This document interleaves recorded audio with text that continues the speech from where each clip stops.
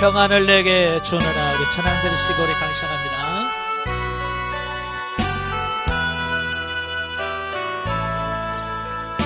평안을 너에게 주노라. 평안을 너에게 주노라. 세상이 줄 수 없는,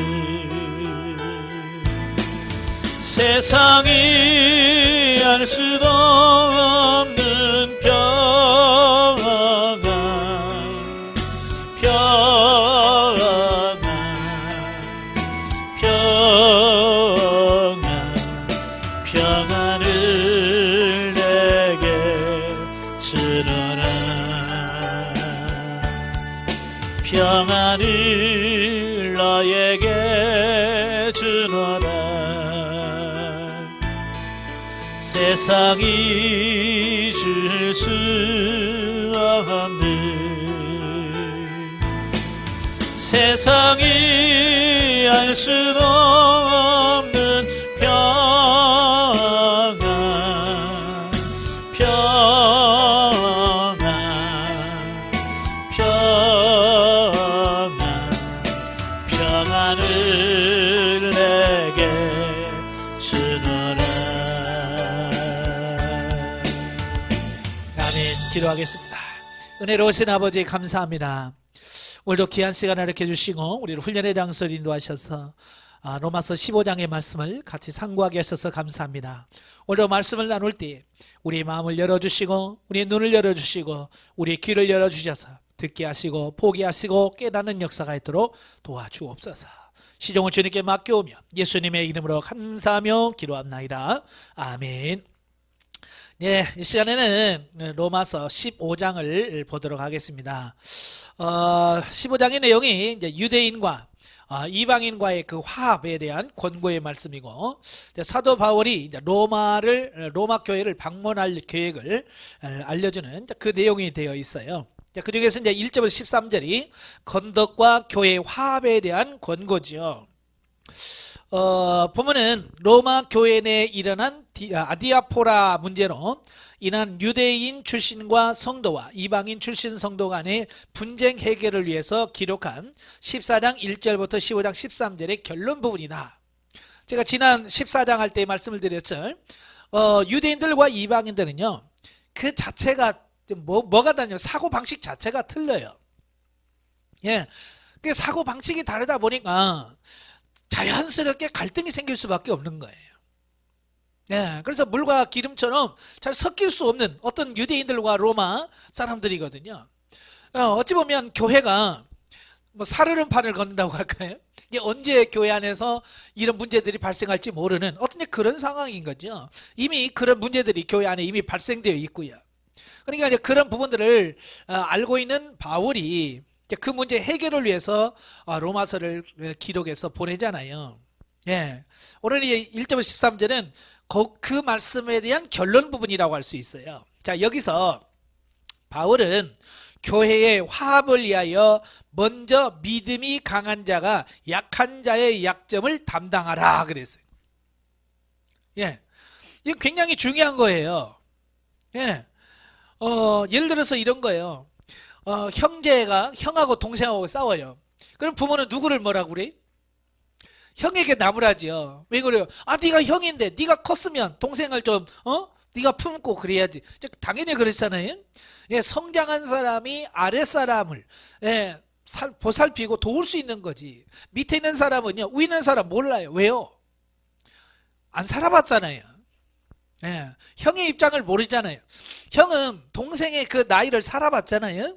그죠? 예, 그러니까 동생에 대해서 물론 사람도 어릴 때는 그게 이해가 안 되죠. 좀 더 성장을 해야 되겠지만 그래도 동생보다는 형이 낫다는 거예요.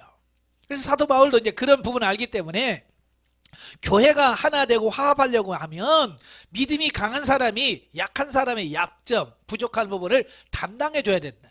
두 번째는 뭐예요? 자기를 기쁘게 하기보다 형제를 기쁘게 하여 덕을 세우는 일에 무엇보다 중요함을 교훈해 주고 있어요. 자, 여기서 자기를 기쁘게 한다. 이건 뭐예요? 이기적이라는 말이죠. 그다음에 자기중심적이라고 하는 거예요. 그래서는 안 된다는 거예요. 교회 안에서 참 많은 분쟁이 일어나게 되어지는데 그 분쟁의 원인을 보면 뭐예요? 전부 다 자기중심적이거든요. 내 입장을 알아달라는 거예요. 그러니까 서로 자기 입장만 알아달라고 하니까 싸울 수밖에 없는 거지. 그래서 배려와 양보, 배려와 양보를 여기서 말씀하고 있어요. 자, 즉 교회의 화합에 대한 1차적인 책임이 누구 있느냐? 믿음이 강한 자에게 있음을 상기시키고 있다. 영적으로도 마찬가지예요. 영적으로 성장한 사람이 약한 사람을 일으켜 세우고 붙들어 줘야죠. 그죠? 성장했다면 책임 있는 거예요. 가정에서도 형이라고 하면 책임이 있는 거죠. 그만큼 윗사람이라는 그만큼 책임이 있다는 거예요. 교회 안에서 영적으로 영성훈련을 통해서 여기 성장했다라고 하는 말은 무슨 말이에요? 그만큼 책임이 크다. 왜? 어떻게 하느냐에 따라서 밑에서 보고 오는 사람들이 달라질 수 있다는 얘기예요. 동생들은 누구를 봐요? 형들 보고 위에 있는 형들 보고 따라하거든요. 그러니까 형이 잘못되면 그걸 따라하는 동생도 잘못될 수밖에 없는 거예요. 그래서 믿음도 마찬가지. 교회 안에서 문제는 항상 누가 있느냐? 믿음이 강한 사람. 여러분들 영성훈련을 통해서 성장했다면 교회에서 좀 책임의식을 갖고요. 여러분을 통해서 교회가 화합되고 하나 될 수 있기를 위해서 힘쓰는 여러분 되셔야 돼요. 자, 그리스도께서 이 땅에서 자기를 기쁘게 아니하시고 우리들의 죄를 담당하시기 위해 스스로 비천한 자리에 오사. 자, 이걸 우리가 보통 보면 뭐라고 그래요? 자기 비하라고 그러죠. 자기를 스스로 낮추는 거예요. 예수님이 누구예요? 하나님이시잖아요. 그죠? 천지를 만드신 하나님이셔요. 그런데 그분이 우리 육신을 입으시고 이 땅에 오셔서 그것도 죄인인 우리를 살리시기 위해서 십자가에 못 박혀 죽으셨다는 거예요. 예수님의 그 비하하심이 오늘 영적으로 성장한 사람들의 삶이 되어야 된다. 그러니까 우리가 영적으로 성장하면 성장할수록 자기를 내려놓고 비우고 자기를 낮추고 겸손해지는 그분이 필요한 거예요. 아시겠죠? 예수님이 희생하셨듯이 제자들의 발을 씻겨주셨듯이 우리도 그렇게 교회에서 상대방을 높여주고 씻겨주고 섬기는. 근데 기분 나빠할 사람 누가 있어요? 무시하니까 기분 나빠하는 거죠. 그죠? 그래서 성장한 사람들이 예수님처럼 그렇게 해야 된다라고 하는 거예요. 또 하나님의 영광을 나타내신 것처럼 믿음이 강한 자들에게 이와 같은 섬김의 자세가 있을 때만이 교회의 화합이 가능함을 보여주고 있는 것이다 그랬어요.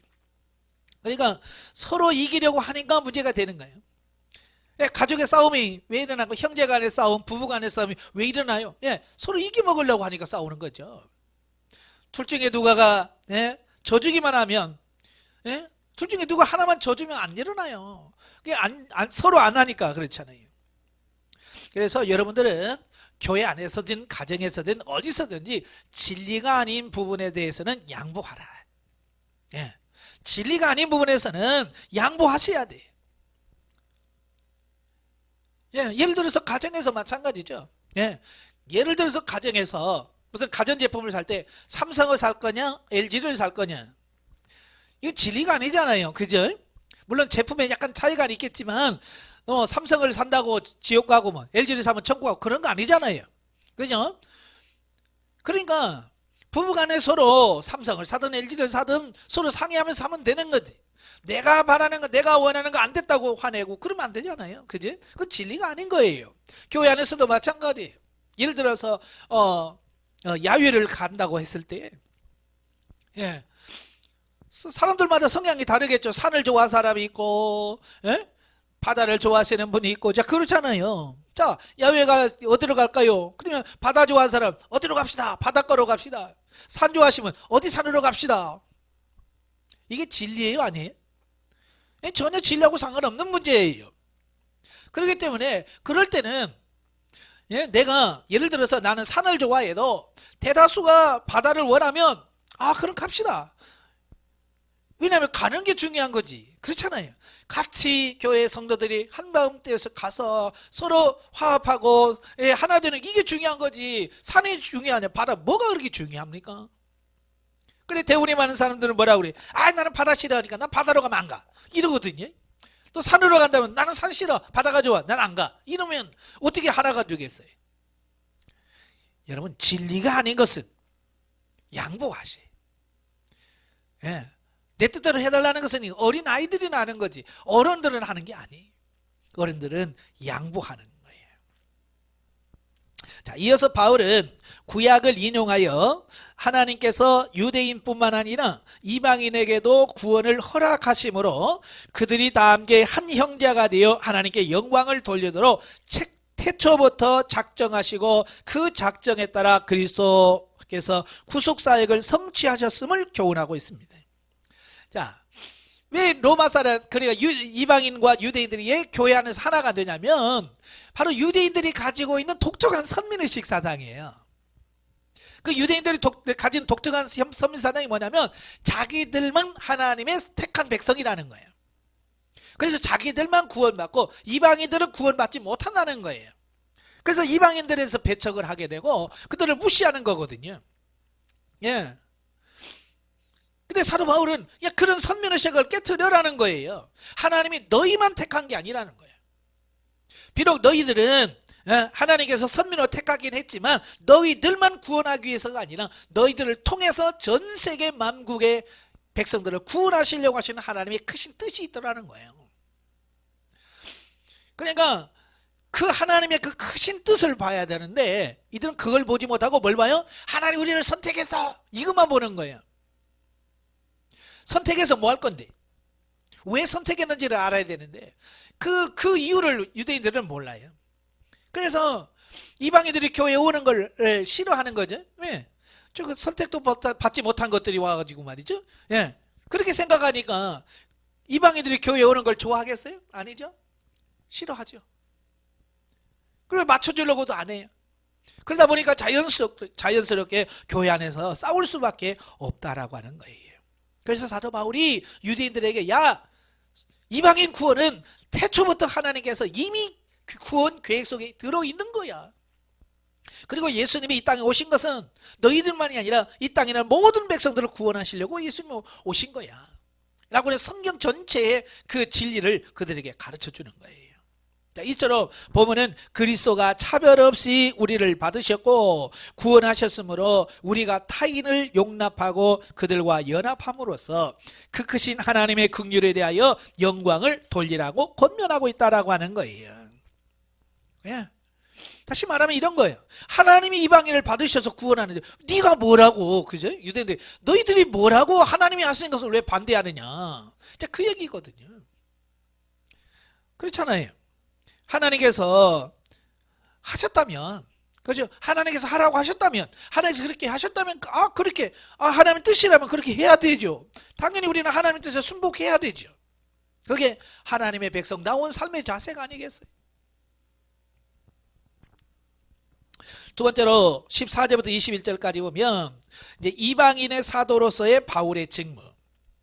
자, 12장부터 15장 13절까지 바울은 예수님을 구주로 영접한 성도가 일상생활에서 취해야 할 실천적인 교훈들을 쭉 말씀해 주었고요. 자, 본문부터 본서의 마지막까지는 이제 바울 자신의 개인적인 이야기를 다룸으로써 바울이 이제 서서히 본서 로마서를 정리하고 있는 것을 보게 돼요. 자, 여기서 사적인 이야기가 시작되는 본문에서 그러니까 개인적인 이야기죠. 개인 간증 이야기입니다. 바울은 자신이 이방인의 사도로서 그동안 어떻게 사역했는지를 담담한 심정으로 밝히고 있어요. 예, 사도 바울은 누구요? 유대인이잖아요. 히브리인이요, 베냐민 지파요. 그럼에도 불구하고 그런 사도 바울이 왜 이방인의 사도로서 그런 사역을 하게 됐는지에 대한 부분을 설명해 주는 거예요.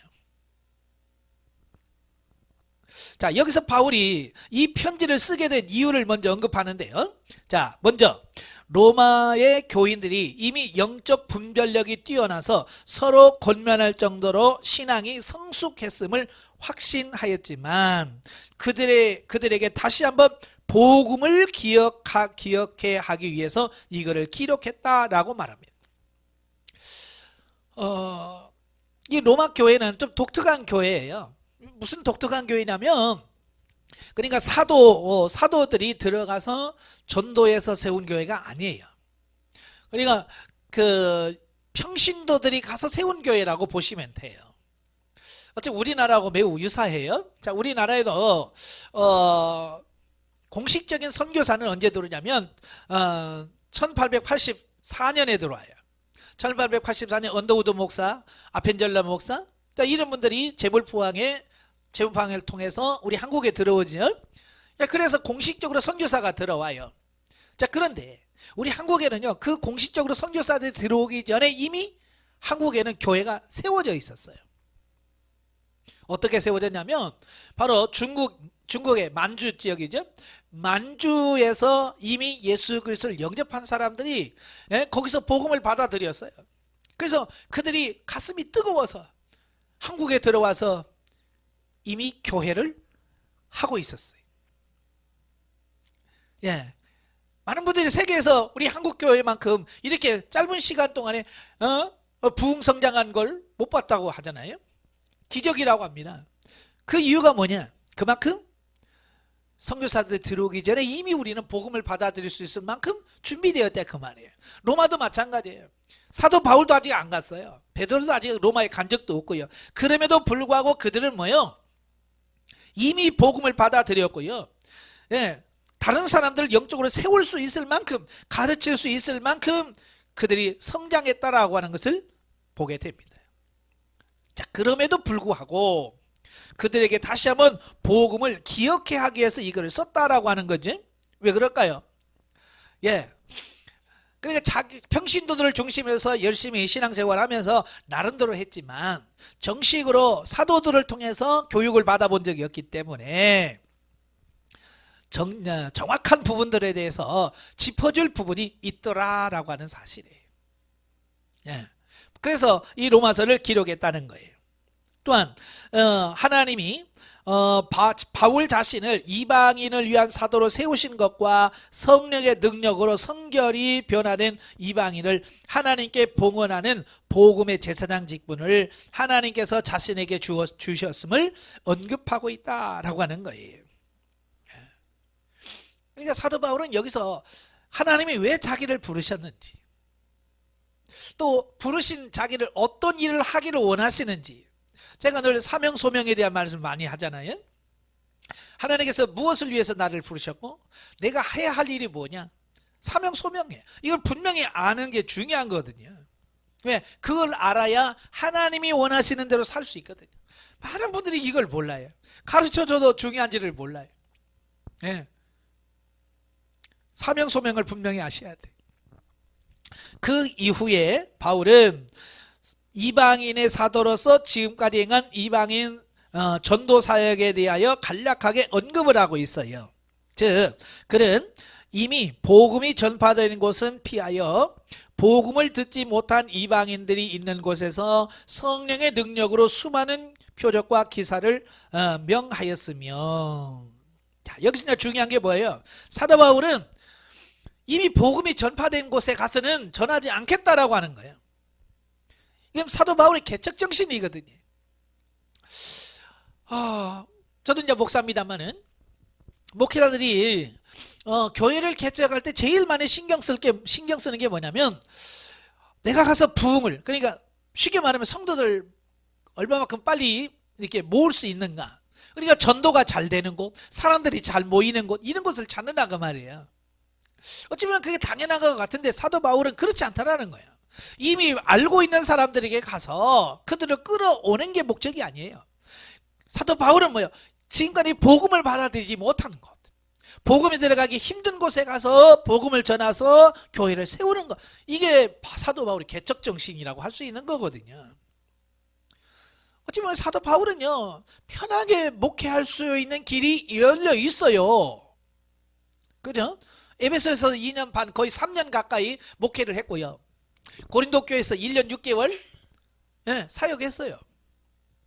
거기서 계속 사역을 해도 누가 뭐라고 할 사람 없어요. 예? 물러가라고 할 사람 없어요. 그럼에도 불구하고 사도 바울은 자기가 편하게 목회할 수 있는 어떤 그런 기회가 있음에도 불구하고 그걸 내려놓고 새로운 복음이 전파되지 않은 곳에 가서 복음을 전하려고 하는 어떤 그런 마음. 이거 목회자만 필요하겠어요? 아니에요. 평신도 마찬가지.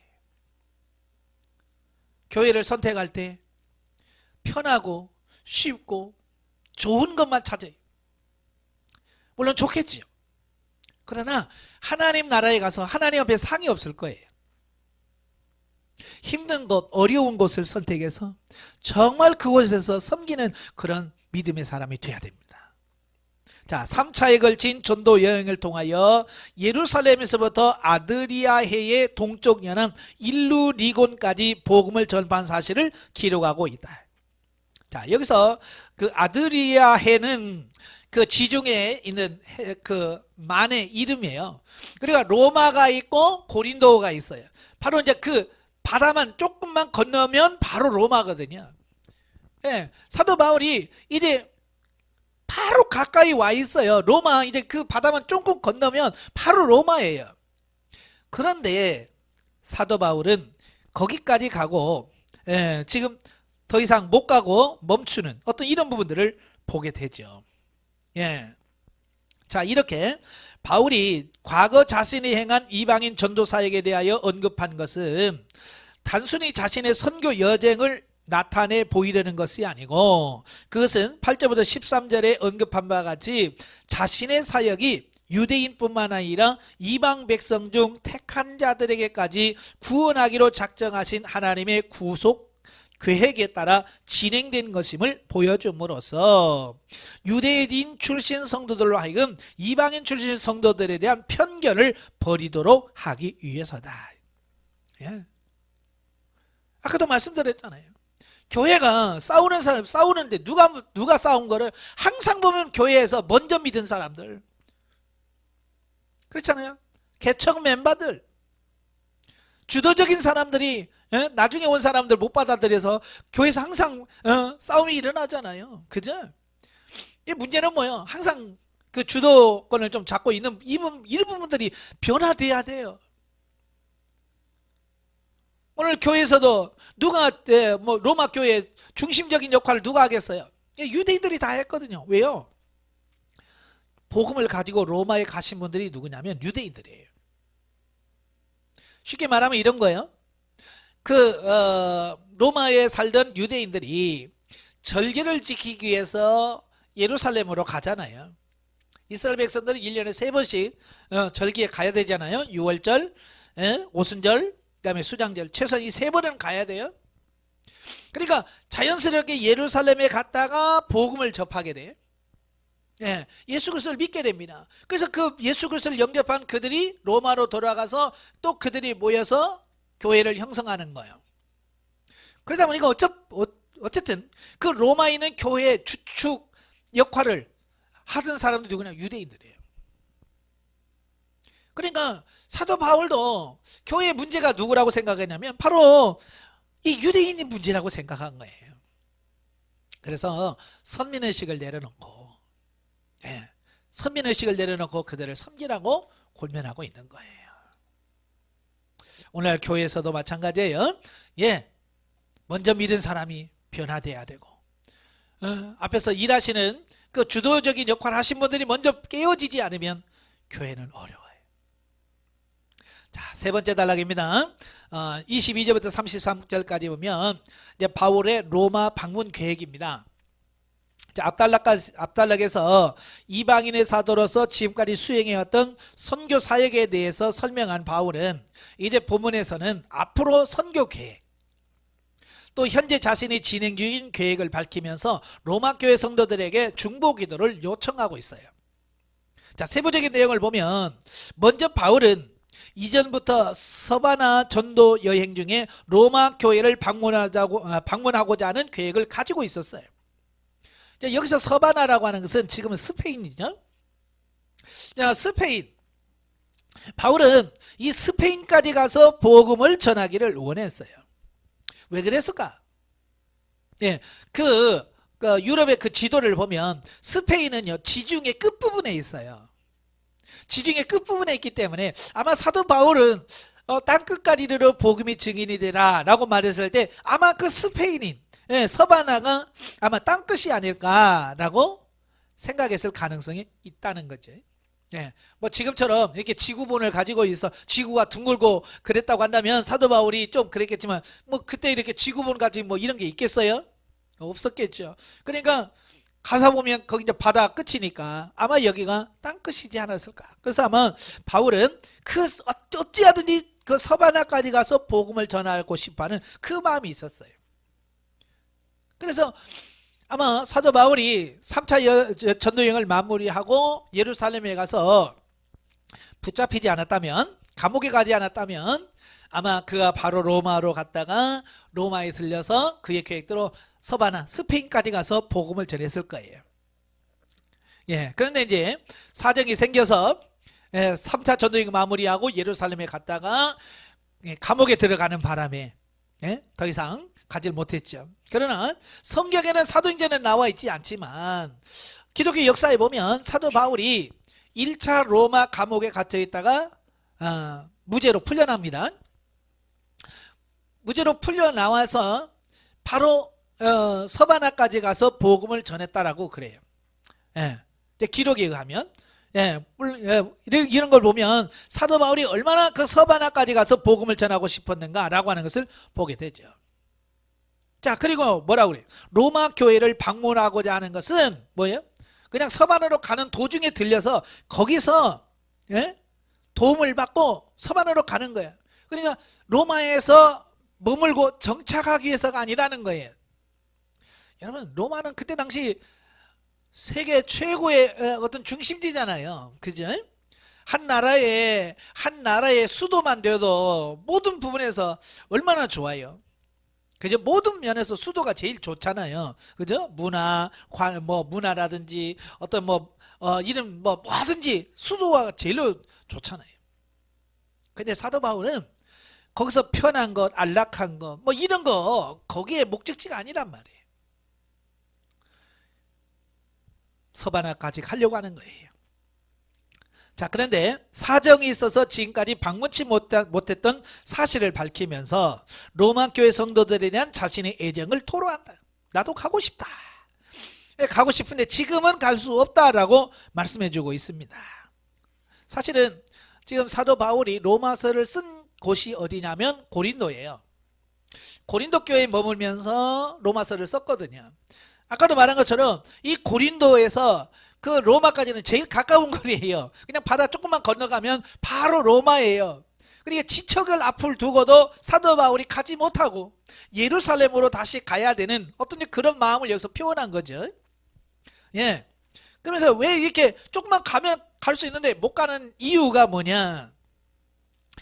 자신에게는 현재 예루살렘으로 가서 구제 헌금을 전해야 하는 임무가 있기 때문이라고 말합니다. 당시 그 예루살렘은요, 흉년으로 인한 기근과 로마의 정치적 박해로 인해서 어려움에 처하고 있었어요. 그래서 이를 돕기 위해서 이방 교회들이 자발적으로 헌금을 하게 된 거죠. 그래서 그 마게도냐에 있는 여러 교회, 빌립보 교회, 데살로니가 교회, 고린도 교회, 이런 베레아 교회, 여러 교회에서 그 예루살렘 교회가 어렵다는 사실을 듣고 소식을 듣고 우리도 어렵지만 돕자. 왜냐하면 다 그들도 식민지잖아요. 로마의 식민지예요. 이스라엘만 로마 식민지가 아니고 다 로마의 식민지지만 그래도 자기들이 예루살렘보다 낫다는 거예요. 그래서 그들이 십시일반에서 그들 돕는 구제 헌금을 마련한 거예요. 그래서 그것을 사도 바울에게 줘서 그 예루살렘 교회를 섬기도록 했거든요. 그러니까 이 구제하는 것도 굉장히 중요한 사역이잖아요. 그죠?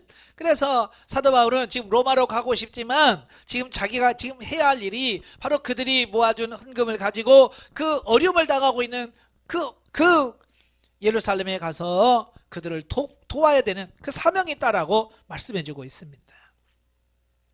자, 이러한 이방인의 헌금에 대하여 바울은 이방인에게는 이것이 마땅히 해야 할 일임을 언급하는데, 왜냐하면 유대인에게서 나온 복음으로 인하여 이방인이 영적 풍요를 누렸기 때문이다. 예. 지금도 그래요. 유대인들을 굉장히 미워하는 분들이 많이 계셔요. 기독교인 중에서 예수님을 죽인 민족들 막 그러면서. 예. 물론 그럴 수 있어요. 그런데 사실 유대인들의 희생, 그런 부분이 결국 복음이 우리까지 오게 되어진 어떤 그런 부분들이거든요. 그래서 이미 사도 바울은 로마서 9장에서 11장까지 충분히 말씀해 주었잖아요. 그죠? 감람나무, 돌감나무 막 비유를 들면서 다 설명을 해 주었어요. 그래서 그 이방인 유대인들이 지금 회개하지 아니하고 예수님을 거부한 것은 이방인의 수가 충만히 들어오기까지, 예, 그들의 회개가 미뤄지고 있는 어떤 이런 부분들을 보고 있잖아요. 예, 그래서 그 유대인들의 희생이 결국 이방인인 우리들에게 복음이 전하되는 그런 은혜가 되었다는 거예요. 그래서 어찌 보면 사도 바울은 뭐라고 그래요? 우리 이방인들은 유대인들에게 빚을 졌다. 네, 빚을 졌다라고 표현하는 겁니다. 따라서 이 구제연금은 유대인에게 영적으로 빚진 이방인들이 기쁘게 감당할 것이었다라고 하는 거예요. 그러니까 복음은 영적인 거잖아요. 그래서 영적인 것을 받았으면 그들에게 뭘 갚을 건 뭐야? 육적으로 갚아야 된다. 자, 이게 어찌 보면 헌금의 원리거든요. 우리가 주일에 하나님께 예배드리면서 헌금을 드리잖아요. 이 헌금이라는 게 뭐예요? 예, 내가 하나님의 은혜를 받았잖아요. 말씀을 통해서, 기도를 통해서 하나님께서 우리에게 주시는 은혜를 받았으니까 그 은혜 받은 것에 대하여 내가 하나님 앞에 드릴 수 있는 것은 뭐예요? 예, 물질적인 거. 헌금이 바로 그런 거거든요. 영적으로 받은 것을 육신적인 물질로 드리는 것이 이게 헌금의 원리거든요. 바로 이 원리를 그들에게 설명해 주고 있어요. 예, 그래서 이방인들은 유대인에게 영적 빚진 자다. 예, 그래서 그들을 도와야 된다. 자, 이런 말씀을 합니다. 바울이 이 일을 마친 후에 그리스도의 축복을 가지고 로마를 방문할 것을 약속하죠. 28장 29절에 내가 가겠다라고 말하죠. 물론 바울의 계획대로 됐나요? 안 됐죠? 예, 아까도 설명드렸지만 그가 감옥에 들어가고 로마로 방문하는 것이 굉장히 이제 미루어지고요. 결국 로마로 가긴 가죠. 평범한 자유인의 신분이 아니라 죄수의 신분으로 로마를 가게 되죠. 어쨌든 이건 뭘 말하냐면 하나님의 방법하고 사람의 방법은 다르더라. 예, 이걸 우리가 잘 아셔야 돼요. 하나님께서 하시는 방법과 내가 계획한 방법이 항상 달라. 그래서 우리가 갈등하는 거지. 네. 그래서 기도할 때 하나님 내 뜻대로 해주옵소서. 예, 내가 원하는 대로 해주세요. 이렇게 기도하잖아요. 그러나 성장한 사람은 그렇게 기도해요? 안 하잖아요. 내 뜻이 아니고 아버지의 뜻대로 되기를 원합니다. 자, 그렇게 기도할 수 있어야 되겠죠. 그래서 바울은 자기가 원하는 대로 안 됐다 할지라도 그걸 결코 낙심하지 않지요. 왜? 하나님의 뜻이 있다는 거, 하나님의 방법이 있다는 걸 알기 때문에 그런 거예요. 자, 여기서 우리는 주님의 말씀에 따라 땅끝까지 가서 복음을 전하려는 그 바울의 선교에 대한 큰 꿈과 더불어 마음에 간절히 바람이 있으나 일의 선후를 따져 시급한 일을 먼저 처리하는 지혜로움을 발견할 수 있다. 그러니까 로마에 가서 복음을 전하는 것도 중요한 일이죠. 또 예루살렘 어려움 당하는 성도들을 돕는 것도 중요한 일이거든요. 자, 이게 똑같이 다 중요해요. 뭐 안 중요한 게 아니야. 똑같이 중요합니다. 그 중요하지만 뭐가 더 시급할까? 예, 먼저 처리해야 될 부분이 뭐냐? 우선순위라고 그러죠. 이 우선순위가 잘 되어 있는 사람은 지혜로운 사람이에요. 근데 이 우선순위가 안 된 사람은 지혜롭지 못한 사람들이냐. 이 우선순위가 달라요. 그러니까 먼저 해야 할 것을 나중에 하고 나중에 할 것을 먼저 하는 어떤 이런 사람들, 일 못하는 사람들, 지혜 없는 사람들이거든요. 그러니까 바울도 바로 이 시급한 것이 뭐냐, 좀 더 중요한 건 뭐냐? 이제 그걸 분별해서 중요한 것을 먼저 하는 이런 부분을 보게 되죠. 우리도 이와 같은 지혜를 달라고 기도하셔야 됩니다. 자, 한편 바울은 로마 교인들에게요, 이제 중보 기도를 요청하지요. 그 기도 제목이 뭐냐면, 첫째, 과격한 유대주의자들로 인한 박해 위험으로부터 보호받을 수 있기를 위해서 기도했대. 참 복음 전하는 이 바울에게 있어서 큰 걱정거리가 바로 유대인들이에요. 이 과격파 유대인들. 예. 그 유대인들이 사도 바울이 가는 곳마다 방해를 하잖아요. 특별히 이제 데살로니가 같은 경우는 새 안식일 동안밖에 복음을 전하지 못하고 죽이려고 해서 피신 갈 수밖에 없는 어떤 사람. 베레아에 갔더니 거기까지 쫓아와가지고 방해를 하고, 하여간 사도 바울이 가는 곳마다 누가 오늘 이 유대인들이, 이 과격파 유대인들이 계속해서 힘들게 하는 거예요. 어찌 보면 바울이 그렇게 빨리빨리 1차, 2차, 3차 전도행 할 수 있었던 비결 중에 하나가 어찌 보면 유대인들의 그 방해거든요. 그래서 피해서 가다 보니까 그렇게 빨리 복음이 전파되는 어떤 그런 계기가 되었습니다만은, 그러나 사도 바울의 입장에서는 굉장히 이게 스트레스거든요. 자, 그래서 그런 부분들을 그 부분에서도 보호시켜 달라고 기도하고, 그러나 또 지금 예루살렘으로 갈 계획을 갖고 있잖아요. 예루살렘을 가면서 얼마나 그가 어려운 일을 당할지 알잖아요. 네? 그래서 가다가 에베소 장로들을 만났을 때 그들이 서로 가지 말라고 그러고요. 또 밀레도 가도 마찬가지고, 가이사랴에 가도 가지 말라고. 예. 왜냐하면 그들도 기도하니까 앞으로 어떻게 되어질지 알잖아요. 성령의 감동을 통해서 사도 바울이 예루살렘에 가면 어떻게 붙잡혀서 그런 고난을 받을 거를 알잖아. 그러니까 말리는 거야. 사도 바울이 뭐라고 그래? 나도 알아. 나도 거기 가면 어떤 일이 당할지 안다. 그래도 이게 하나님께서 주신 사명이기 때문에 나는 가야 된다. 난 죽어도 가야 된다. 그러잖아요. 이게 사도 바울은 이미 다 유대인들이 어떻게 자기를 맞이할 건가 알고 있어요. 그럼에도 가는 거죠. 그래도 사람인지라 고생할 걸 알지만 그래도 그들에게서 보호해달라고 기도하고, 그런 중보기도 요청으로 인해서 사실 사도 바울은 죽을 고비를 많이 넘기잖아요. 그죠?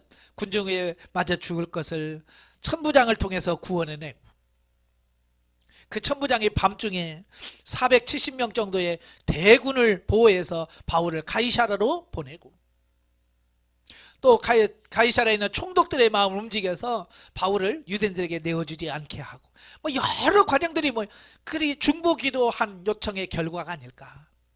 예. 죽을 고비가 많이 있었지만 하나님께서 보호하시고 지켜주신 거. 그 다음에 두 번째가 뭐냐, 예루살렘 성도들이 기쁜 마음으로 구제 헌금을 받아들이도록 기도할 것. 이게 참 중요한 거예요. 사실은 도움을 받는 사람들 입장에서도 자존심이 있잖아요. 그지? 사람마다 성향이 달라요. 그러니까 어떤 사람은 도와주면 고맙다고 감사하다라고 하는 사람이 있고, 어떤 사람은 내가 거지냐 그러면서 신경질 내는 사람이 있거든요. 예? 자, 그래서 좋은 의도로 하지만 그 받아들이는 사람이 어떻게 받아들일지, 특별히 유대인들은 자존심이 굉장히 강하잖아요. 민족주의적인 사고, 선민의식 이런 사고가 강하기 때문에 남의 도움을 받는다는 것을 그렇게 좋아하지 않아요. 자기들이 도와주면 도와줬지. 그러니까 사도 바울이 이거 구제연금을 가지고 가면서도 걱정이 되는 게 뭐냐면, 그들이 과연 이걸 그들의 본 마음을 그렇게 받아들일 수 있을까? 자, 그런 걱정도 있죠. 그 다음에 세 번째, 로마 교회 방문이 이루어지도록 기도할 것을 내용으로 하죠. 이 세 가지 기도 제목을 주죠. 자, 로마 교인들의 기도를 요청하는 이러한 바울의 자세에서 우리는 바울에게 비록 아직 그들을 한 번도 만난 적이 없음에도 불구하고, 그죠? 아직까지 로마에 사도 바울이 간 적이 없어요. 그냥 로마 교회 누군지 잘 모릅니다. 그냥 여러 사람을 통해서 들었을 뿐이에요. 그럼에도 불구하고 바울은 그들을 그리스도 안에서 한 지체로 생각하며 하나님의 일을 함께하는 동역자로 여기는 협조 정신이 있었음을 알 수 있다. 예. 그러니까 사도 바울은 자기가 전도한 것도 아니고 아는 것도 아닌데도 불구하고 나를 위해서 이렇게 기도해 달라고 요청한 것은 뭐야? 그들을 한 형제로, 한 동역자의 관계로 받아들였다라고 하는 어떤 그런 의미잖아요. 참 이것도 쉽지 않아요. 사도 입장에서 보면 얼마나 사도의 그 어떤 자존심이랄까요? 이런 부분이 있잖아요. 예. 그래서 남의 쉽게 받아들이지 않는 성향이 있어요. 근데 바울은요, 그걸 다 깨뜨리고 그걸 다 받아들이잖아요. 우리도 이렇게 마음이 좀 넓어지는 그런 삶이 됐으면 좋겠어요. 한국교회 너무 개교회주의 중심이잖아요. 그래서 병신들도 자기 담임 목사님은 대단한 분을 하고 옆에 있는 교회 목사님들은 우습게 보고 어떤 이런 경향이 있어요. 이제 그러면 안 되죠. 모두가 다 하나님의 종으로 일꾼으로 인식을 하고, 예? 어떤 그런 부분이 필요한 거죠. 자, 마지막으로 성경 계시 발전사적 이해를 보겠습니다. 자, 오늘은요, 평강 또는 평안을 보도록 하겠습니다. 13절에 보면 소망의 하나님이 모든 기쁨과 평강을 믿음 안에서 너에게 충만하게 하사, 그죠? 그래서 평강이라고 하는 말이 나와요. 이 평강이라고 하는 말은 다른 말은 평안이나 평강이나 같은 말인데요. 어떤 데는 평안이라고 나오기도 하고 어떤 데는 평강이라고 나오기도 해요. 그러나 내용은 똑같아요. 사람마다 평안하기를 원치 않는 사람은 누가 있겠어요? 다 평안하시기를 원하지. 그래서 우리는 인사할 때마다 안녕하세요. 이 안녕해 보여. 그 평안이거든요.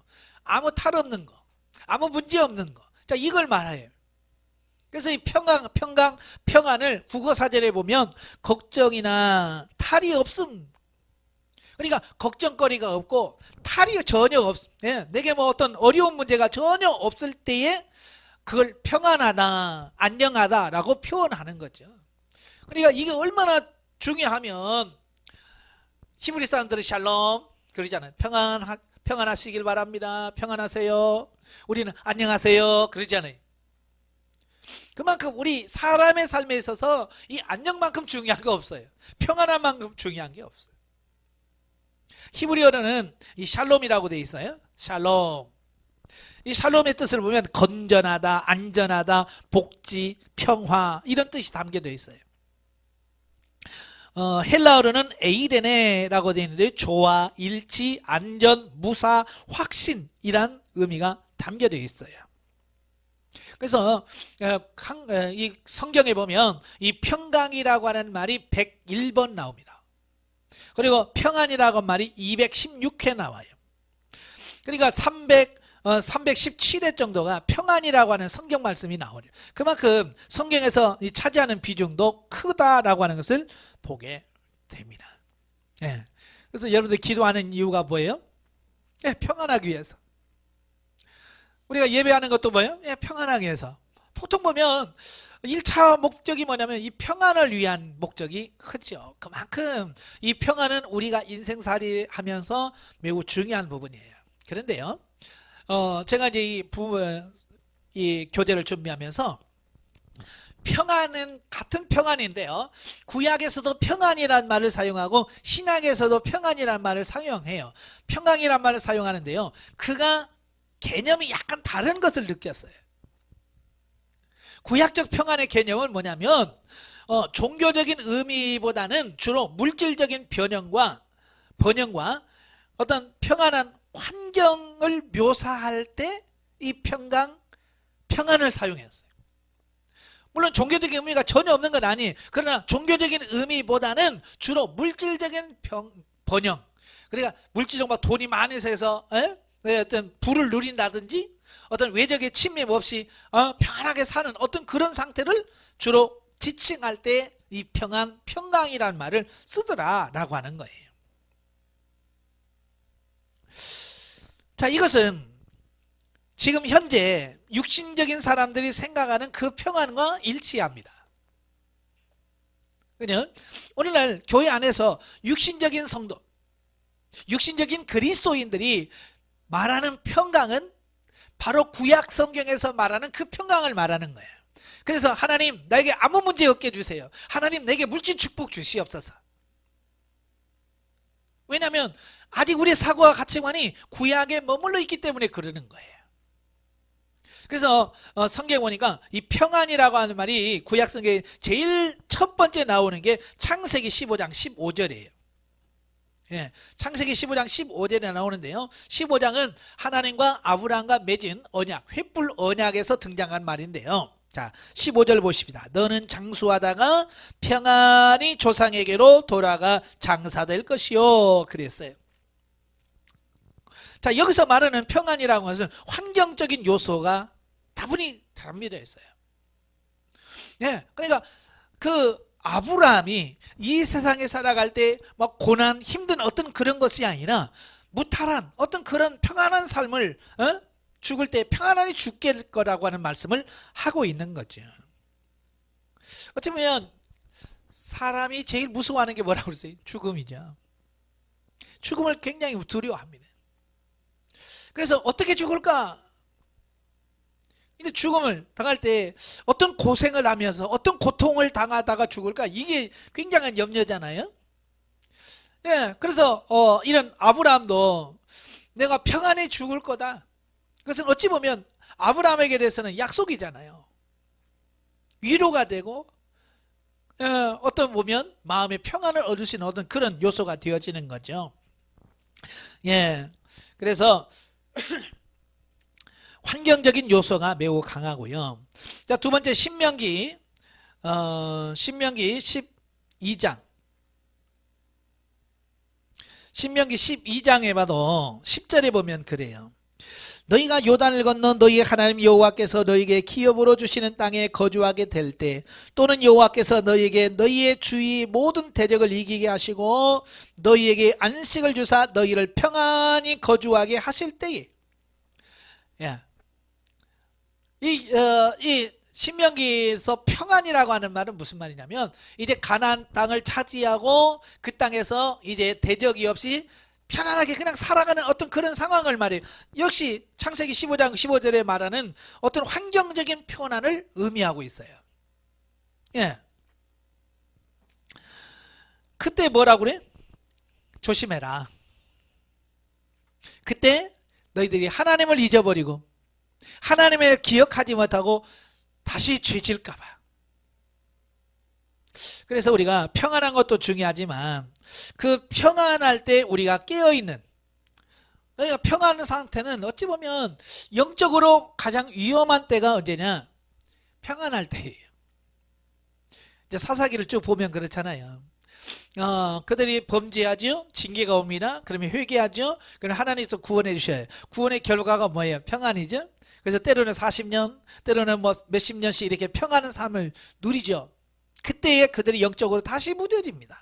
그래서 또 다시 범죄하게 돼요. 이 평안이 좋긴 하지만 영적으로는 굉장히 우리로 하여금 영적으로 침체될 수 있는 뭐 어떤 그런 부분, 위험한 시기라고 볼 수 있어요. 그래서 진짜 믿음 있는 사람은 이 평안한 때에 깨어있는 사람이 제일 영적으로 깨어있는 사람이에요. 예. 여러분도 영적으로 깨어있길 바래요. 자, 그 다음에 이제 이사야 32장입니다. 이사야 32장 16절부터 20절에 보면 그때의 정의가 광야에 거하며 공의가 아름다운 밭에 거하리니 공의의 열매는 화평이요 공의의 결과는 영원한 평안과 안전이라. 이 백성이 화평한 집에 안전히 거하며 거처와 조용히 쉬는 곳에 있으려니와 그 숲은 우박에 상하고 성읍은 파괴되리라. 모든 물가에 씨를 뿌리고 소와 나귀를 그리고 모는 너희는 복이 있느니. 이걸 보면 뭐 한편에 서정하는 뭐 이런 거 보는 것 같잖아요. 그죠? 예. 편한 아무 문제 없는 어떤 이런 상태를 가리킨다라고 이렇게 보겠어요. 결국 이 구약에서 이 환경적인 부분, 환경적인 평안이라든지 모든 부분은 결국 누가 하나님께서 주시는 결과죠. 그죠? 그렇지만 그 환경적인 모든 부분들은 하나님께서 나중에 누리게 될 영적인 부분의 예표예요. 그래서 제가 축복을 계시 발전사 쪽으로 할 때도 분명히 말씀을 드렸어요. 구약 성경에서 축복은 주로 물질적인 것, 환경적인 것을 말합니다. 그래서 이 평안도 마찬가지예요. 그래서 오늘 아까도 말한 것처럼 이 신앙생활 하신 분들이 이 구약적 개념의 평안을 늘 꿈꾸면서 하나님 나도 그렇게 문제없게 해주세요. 하나님 나도 그렇게 경제적으로 부유하게 해주세요. 하나님 환경적으로 아무 문제 없게 해주세요. 이게 평안인 줄 안다 그 말이에요. 자, 그런데 중요한 것은 이제 헬라적 개념이 있어요. 헬라적 개념은요 조금 달라요. 외부적인 것보다 마음을 더 중요시 여깁니다. 그래서 마음의 조화로운 상태를 의미하고 태연하고 냉정한 마음을 뜻한다. 이게 주로 이제 로마 사람들이 추구하는 어떤 그런 경향의 평안을 의미하고 있지요. 그래서 그들도 편지 쓸 때마다 항상 평안, 에이레네라는 말을 씁니다. 그래서 그 로마의 영향을 받은 사도 바울이 그 서신을 쓸 때마다 너에게 평안이 있을지어다 라는 말을 꼭 하지요. 로마 사람들이 쓰는 주로 편지 쓰는 형식에서 평안이 중요하게 보거든요. 그 다음에 이제 신약적 개념, 신약 시대에 예수님이 이 땅에 오셔서 이제 평안이란 말이 같은 말이에요. 샬롬, 에이레네 똑같은 말을 쓰는데요. 그 개념의 변화가 약간 나타납니다. 물론 신약에도 구약적 개념이 전혀 없는 건 아니에요. 물질적인 거 이런 걸 전혀 배제한 어떤 것만 상의하는 그런 것도 포함되어 있어요. 그러나 주로 전 인격에 대한 구원의 개념과 연관돼요. 그러니까 내가 구원받지 않은 영적인 평안이 없이는 그 모든 것은 의미가 없다는 얘기예요. 그러니까 하나님 없는 경제적인 부, 하나님이 없는 어떤 환경의 좋음, 이건 의미가 없다는 거예요. 정말 중요한 게 뭐냐, 하나님과 나 사이에 구원받고 하나님 앞에서 내가 거듭나고 그 구원 안에서 누려지는 그것을 평안의 개념으로 이야기하는 거예요. 그리고 환경을 초월하는 거죠. 자, 예수님께서 요한복음 14장 요한복음 14장 25절부터 27절까지 보면 내가 너희에게 아직 너희와 함께 있어서 이 말을 너희에게 하였거니와 보혜사 곧 하나님께서 아버지께서 내 이름으로 보내실 성령 그가 너희에게 모든 것을 가르치시고 내가 너희에게 말한 모든 것을 생각나게 하시리라.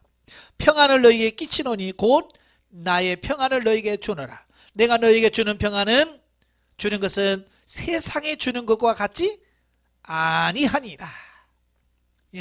예수님이 뭐라고 그래요? 내가 너에게 평안을 준다. 근데 이건 세상에 주는 것과 같지 않다는 거예요. 세상에 주는 것은 뭐예요? 구약적인 부분이에요. 물질적인 번영, 어떤 환경적인 아무 문제 없는 어떤 그런 상태, 어떤 그런 것을 평안이라고 얘기하고 있어요. 근데 예수님은 뭐라고 하냐? 그걸 초월한 세상 사람들이 줄 수 없는 그 평안을 너에게 준다라고 표현하고 있어요. 이게 이제 평안의 개념이 바뀌어질 거라고 예수님께서 설명해 주고 있는 거예요. 그래서 이제 앞으로 예수님도 계속 그러잖아요. 너희가 나 때문에 고난받을 거다. 너희가 나 때문에 감옥에 들어가기도 하고 붙잡히기도 하고 심지어 죽기도 할 거다. 그러나 그러면서도 너희에게 뭐가 있을 거다? 평안이 있을 거예요. 환경을 초월한 평안을 말씀하고 있는 거예요. 예수님께서 그 말씀하시고 나서 이제 실질적으로 성경에 보면 그 예수님이 주시는 참된 평안을 경험한 많은 예들이 나오죠. 그 첫째가 사도행전 12장 6절 말씀이에요. 사도행전 12장 6절에 보면 헤롯이 교회를 핍박하면서 그 사도 요한의 형제 야고보를 칼로 순교를 시킵니다. 처형을 시켜요. 근데 야고보가 죽는 것을 보고 유대인들이 좋아하는 거예요. 그러니까 이 헤롯이 이 야고보를 죽이니까 더 좋아하네? 그럼 베드로를 죽이면 더 좋아하겠네. 이제 그런 거지. 그래서 베드로까지 죽이려고 그를 잡아서 감옥에다 넣고 넷씩 짝을 지어서 그를 지키게 하고요. 유월절 끝나고 나서 백성들에게 끌어내서 사형을 시키려고 작정을 했어요. 그래서 베드로를 감옥에다 가든 4명이 짝을 이뤄서 지키게 합니다. 4명이 짝을 지키니까 어찌 보면 사도 베드로는 나올 수 있는 가능성이 없죠. 감옥에 있는 목적이 뭐예요? 이제 죽는 거예요. 여러분 같으면 어떻게 하겠어요? 불안하고 이제 죽는다고 하니까 얼마나 걱정되게 잠이 와요? 안 와요? 안 오겠죠. 그런데 6절에 보면 뭐라고 되어 있어요? 헤롯이 잡아내려고 하는 그 전날에 베드로가 두 군인 틈에서 두 쇠사슬에 매여 누워 자는데 파수꾼들이 문 밖에서 옥을 지키더니 호련히 주의 사자가 나타나며 옥중의 광채가 빛나며 또 베드로의 옆구리를 쳐 깨워 이르되 급히 일어나라 하니. 예, 내일이면 죽어요. 근데 베드로가 뭐하고 있어요? 잠들었다. 이게 천사가 옆구리를 쳐야 일어날 만큼 아주 깊이 잠들었어요. 이건요, 보통 심장 아니면 어떻게 그럴 수 있겠어요? 평안, 주님이 주시는 평안이 있기에 그는 감옥에 들어가서 내일 죽어도 그가 거기서 평안히 잠을 잘 수 있는 거, 이게 뭐예요? 그게 이 안에, 영혼 안에서부터 오는 참된 평안을 이미 누리고 있었기 때문에 이게 가능했다라고 하는 거예요. 또 하나는 이제 사도행전 16장에 가면 사도 바울이 빌립보에 가서 복음을 전하다가 귀신 들린 여종을 치유함으로 감옥에 들어갑니다. 매를 맞고 착고에 매여 있어요. 그런데 사도 바울은 밤중에 되어서 뭐라고 그랬어요? 신라와 함께 기도하며 하나님을 찬송했다. 얼마나 억울해요. 또 얼마나 아프겠습니까? 얼마나 신세가 처량하겠어요. 감옥에서. 거기서 울부짖어도 하나님 너무합니다 라고 해도 뭐 그럴 수 있겠다라고 할 수 있겠지만 사도 바울은 그렇지 않았어요. 도리어 거기서 그 고난 중에서, 그 억울한 중에서 뭐 했어요? 찬송했어요. 기도했어요. 이게 바로 예수님이 말한 그 평안을 맛본 거예요. 베드로가 맛보았던 그 평안을 사도 바울도 누리고 있었다라고 하는 것을 보여주고 있어요. 또 빌립보서에 가보면 그래요. 빌립보서 4장 6절부터 7절까지 4절부터 7절까지 보면 주 안에서 항상 기뻐하라. 내가 다시 말하노니 기뻐하라. 너희 관영을 모든 사람에게 알게 하라. 주께서 가까우시니라. 아무것도 염려하지 말고 다만 모든 일에 기도와 간구로 너희 구할 것을 감사함으로 하나님께 아뢰라. 그리하면 모든 지각에 뛰어난 하나님의 평강이 그리스도 예수 안에서 너희 마음과 생각을 지키시리라. 빌립보서. 저는 빌립보서는 옥중서신이에요. 옥중서신이라는 말은 감옥 안에서 썼다 그 말이에요. 그러니까 1차 로마 감옥에 있습니다. 감옥 안에 있는 바울이 감옥 밖에 사는 빌립보 성도들에게 항상 기뻐하라. 내가 다시 말하노니 기뻐하라. 이게 거꾸로 되잖아요. 그죠? 감옥 밖에 있는 사람이 얼마나 힘드시겠어요. 그럼에도 풀려날 것을 믿고 기뻐하세요. 뭐 이래야 되거든요. 근데 거꾸로 됐잖아요. 이게 뭐예요? 환경을 초월한 그의 믿음이에요. 환경에서 나온 평안이 아니에요. 환경에서 나온 평안은요, 환경이 바뀌면 뒤집어지는 거죠. 예를 들어서 돈이 많았을 때 평안하고 좋았어요. 그 사람 돈 없으면 불안하죠. 왜? 그분은 돈 때문에 평안한 거니까. 그러나 예수 그리스도 때문에 평안한 것은요, 감옥에 가도 평안할 수 있고요, 돈이 없어도 평안할 수 있고요, 굶어도 평안할 수 있고요, 심지어 내일 죽는다 할지라도 평안할 수 있는 그 부분을 누릴 수 있는 거예요. 성경에서 말하는 평안은 바로 그와 같은 평안을 우리에게 말씀하시고 그와 같은 평안을 누리라고 우리에게 말씀해 주고 있는 겁니다. 자, 말씀을 정리하죠. 아직도 많은 성도들이 구약적 평강의 개념에 매여서 환경과 물질적인 것 때문에 평안을 누리지 못한다. 예, 예수님께서 너에게 이런 평안을 준다라고 말씀해 주셨어요. 우리에게 이런 평안을 준다고 해도요, 많은 성도들이 이 평안을 못 누려요. 왜요? 우리 평안의 개념이 아직도 구약적 개념을 가지고 있기 때문에 그래요. 그래서 돈이 있어야 평안하죠. 문제가 없어야 평안하죠. 몸이 건강해야 평안하죠. 라고 늘 환경적인 부분을 탓하고 있으니까 그 사람은 이 하나님이 주시는, 예수님이 주시는 평안을 맛보고 누리지 못한다. 그건 아직도 구약적 개념을 가지고 있는 사람.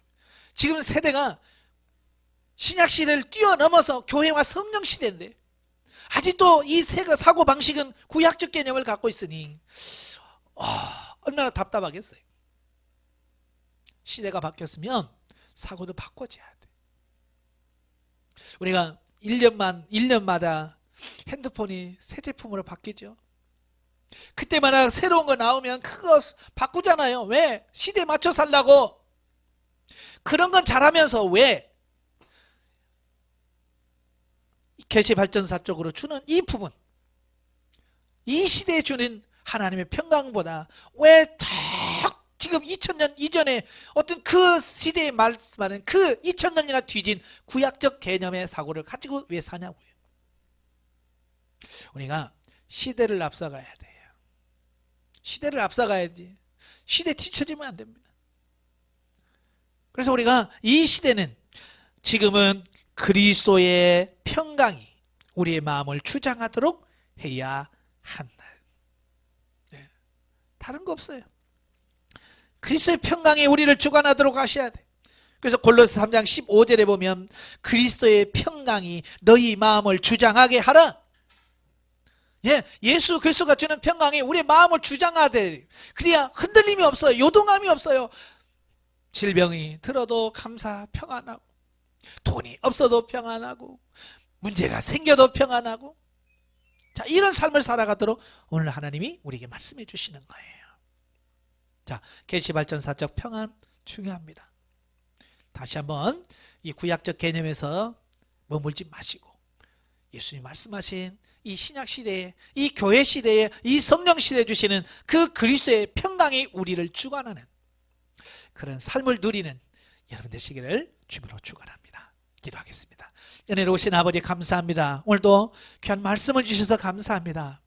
우리가 이 시대에 과연 어떤 것이 진짜 평안인지 우리 자신이 한번 점검해 보기를 원합니다. 아직도 많은 성도들이 구약적 개념에서 경제적인 문제가 해결되어야 되고 어떤 외적인 환경적인 문제가 해결되었을 때 나는 평안하다라고 말합니다. 그것은 환경 바뀌면 물거품이 됩니다.